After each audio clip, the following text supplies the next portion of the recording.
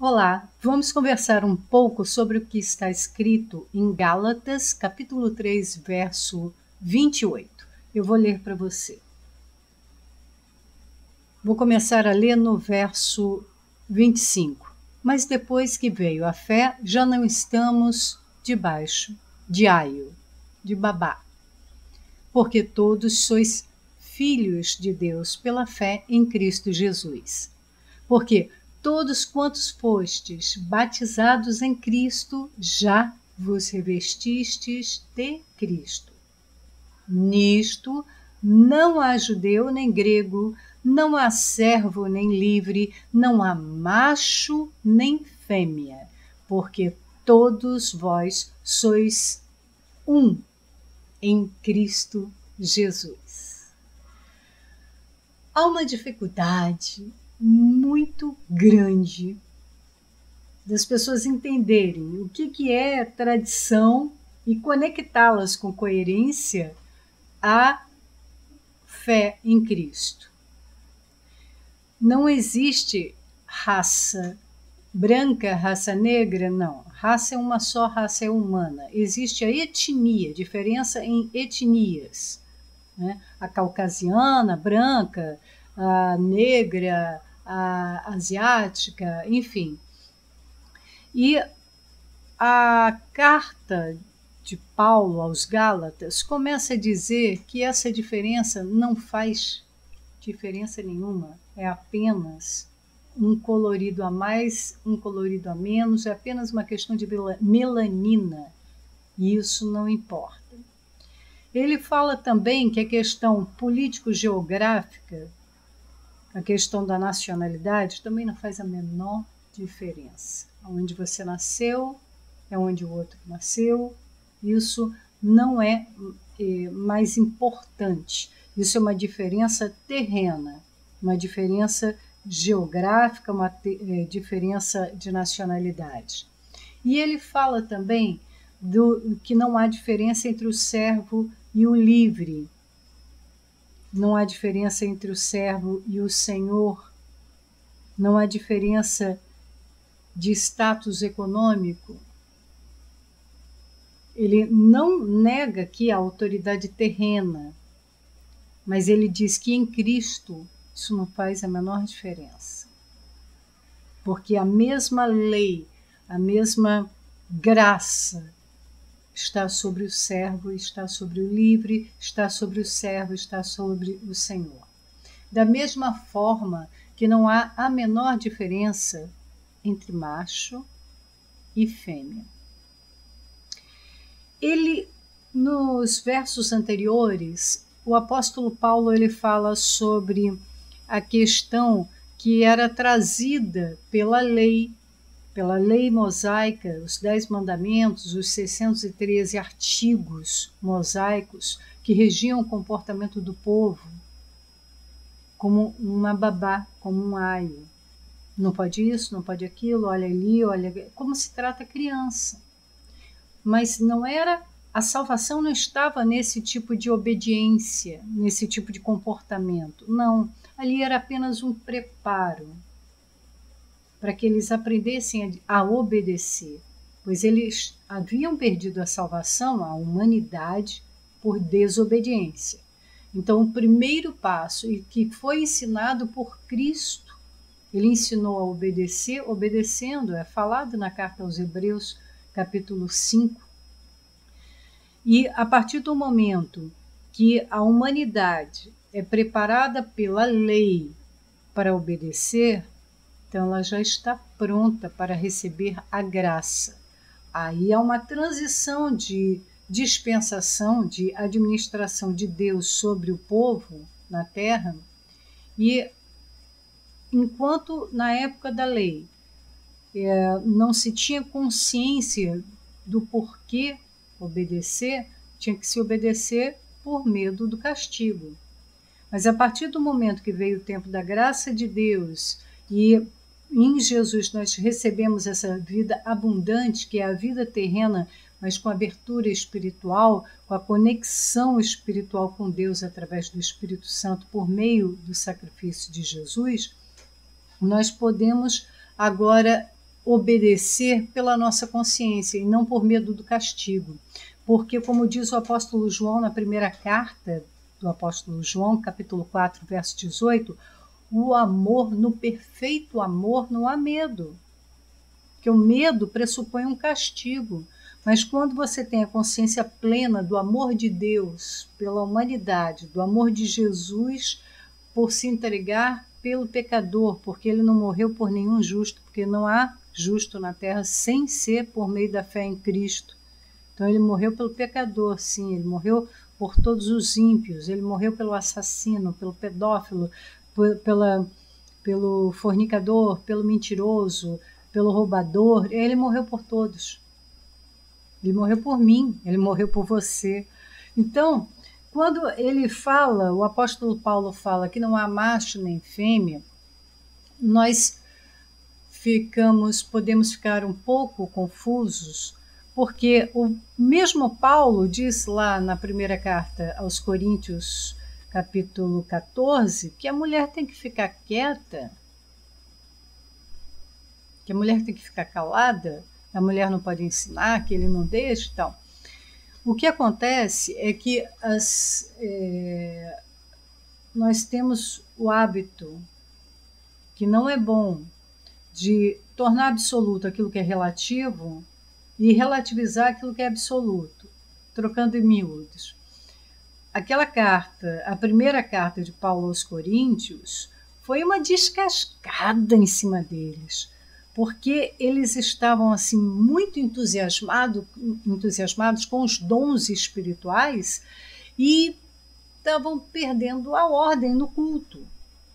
Então, capítulo 12 ele fala dos dons espirituais, o capítulo 13 ele fala que mais importante do que ter os dons espirituais é amar, né? O amor, ele fala da excelência do amor. Capítulo 14, ainda na primeira carta de Paulo aos Coríntios, ele fala sobre a ordem no culto, mas aquilo era para aquele tempo, para aquela igreja. Porque o mesmo apóstolo Paulo, lá em Efésios, capítulo 4, versos 10 e 11, ele fala que o Senhor Jesus, ele mesmo, o Senhor Jesus, quando subiu aos céus, deu dons ministeriais, não confunda com os dons espirituais da primeira carta aos Coríntios, capítulo 12, ele deu dons ministeriais à igreja, apóstolos, profetas, evangelistas, pastores e mestres.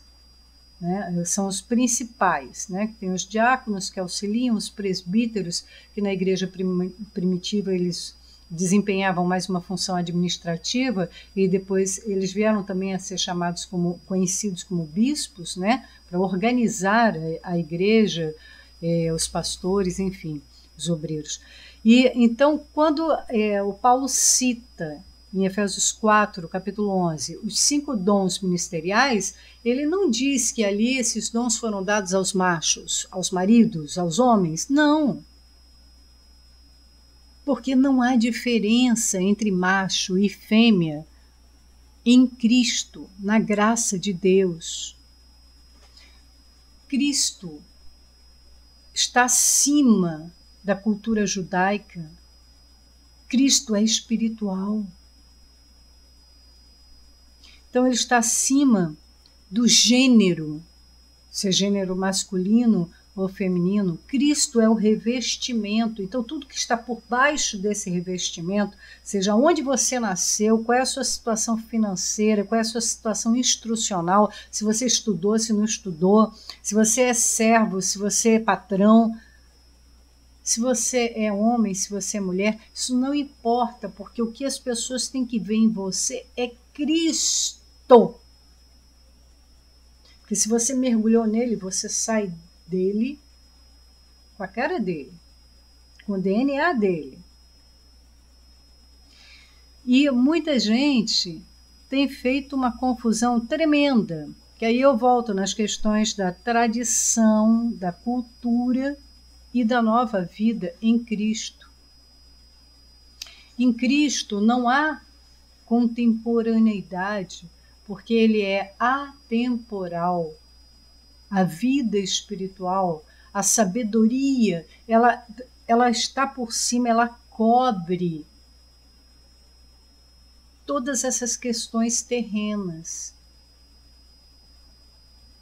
O respeito, o amor, a misericórdia está acima da diferença de sexos, da diferença do status quo, da diferença do diploma que você tem, do diploma que você não tem. E eu aprendi com uma mulher de Deus, uma evangelista, que junto, lado a lado, em igualdade, como ela mesma faz questão de dizer, ao marido, outro evangelista, T.L. Osborne. Eu aprendi com a Daisy Osborne, em seu livro Mulher Sem Limites, essa questão de Gálatas 3:28. Essa mulher que aos 20 anos, o marido 21, eles foram para a Índia fazer missões, aí depois voltaram, não foram muito bem sucedidos, mas não desistiram, foram aprendendo no trabalho, os dois lado a lado, foram ordenados pastores, depois no próprio ministério deles, ela diz que não há diferença, né? Que tanto o T.L. Osborne ordenava pastores como ela. Tanto ele ensinava como ela ensinava, tanto ele pastoreava como ela também, não há diferença. E a nossa sociedade, o nosso meio evangélico ainda não entendeu isso. Por isso que eu sei que essa mensagem não vai agradar muita gente. O respeito, eu não tenho que ter respeito pelo homem se ele é meu marido ou por ele ser meu marido. Não, eu tenho que ter respeito a ele porque Cristo habita nele. Eu tenho que ter respeito a ele porque ele é meu irmão em Cristo. Eu tenho que ter respeito a ele porque ele é uma pessoa. Assim como eu me respeito, eu tenho que respeitar ele. Assim como eu me amo, eu tenho que amá-lo. E ainda mais, assim como Cristo nos amou, nós temos que nos amarmos uns aos outros. Então, quando a gente ama, a gente respeita. Independente se não, eu sou o marido, não, eu sou o macho, eu sou o homem. Não, em Cristo não há essas coisas. Não há.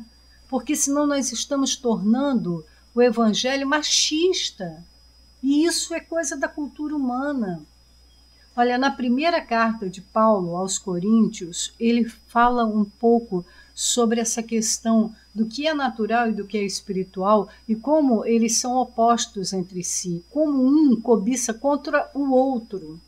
Porque, no capítulo 2, porque o Espírito Santo que habita em nós, ele cobiça contra a nossa natureza humana. Então, tudo aquilo que é visto com os olhos naturais, ele é visto dentro daquilo que está por baixo de Cristo, sabe? Se Cristo está nos revestindo, né? Geograficamente não faz a menor diferença onde nós nascemos. A questão do gênero sexual não faz a menor... Eu não estou falando da sexualidade, tá? Se ela é ativa e se ela é homossexual ou hétero. Não estou falando da sexualidade, estou falando do gênero, tá? Sexualidade é uma outra coisa, e não é preconceito nem homofobia. Simplesmente Deus fez o macho para a fêmea e a fêmea para o macho. Mas eu não vou entrar nessa questão. Esse não é o meu objetivo. O meu objetivo é o macho e a fêmea. Qual é a relação deles em Cristo? E isso precisa ser abordado. Porque há uma coisa na igreja que me incomoda, separação de homens e separação de mulheres. Mas se em Cristo nós somos um só, por que precisa separar? Porque tem homens que ainda não cresceram em Cristo e vão confundir? Ora, mas tem mulher suficiente para botar eles no lugar deles e despertar. Mulheres crescidas em Cristo.